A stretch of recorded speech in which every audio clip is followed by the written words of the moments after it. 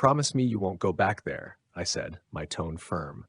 Lily reluctantly agreed, but the next day, she and her friends couldn't resist the allure of the forest. They ventured deeper into the woods, giggling and unaware of the danger that lurked. As twilight approached, the laughter turned to uneasy whispers when they found an old, dilapidated circus tent.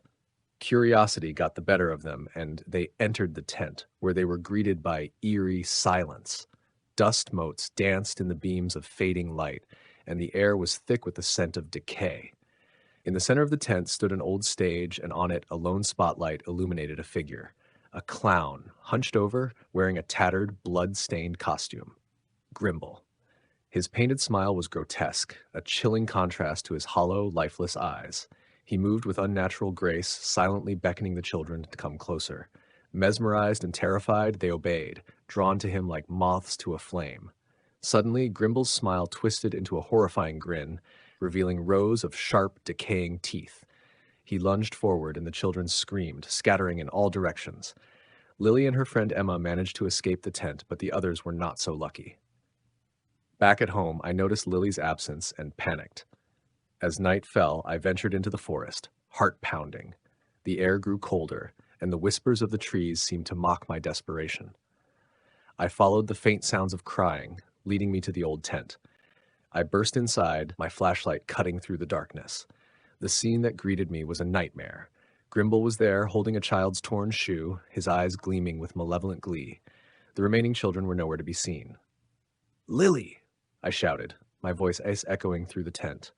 Grimble turned his gaze towards me, his smile widening.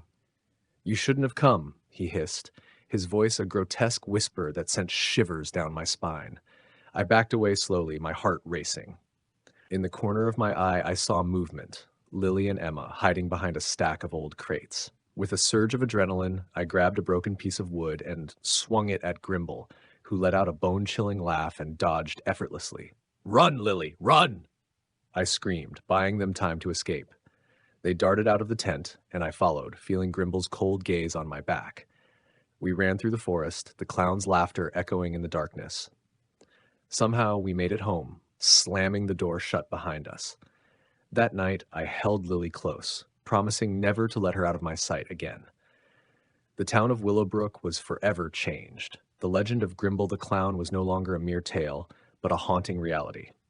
The forest became a forbidden place, and the children of Willowbrook grew up with a deep-seated fear of clowns and the dark woods. And though we escaped with our lives, the memory of Grimble's grin and the horror in his eyes would forever haunt our dreams. A reminder that some legends are terrifyingly real.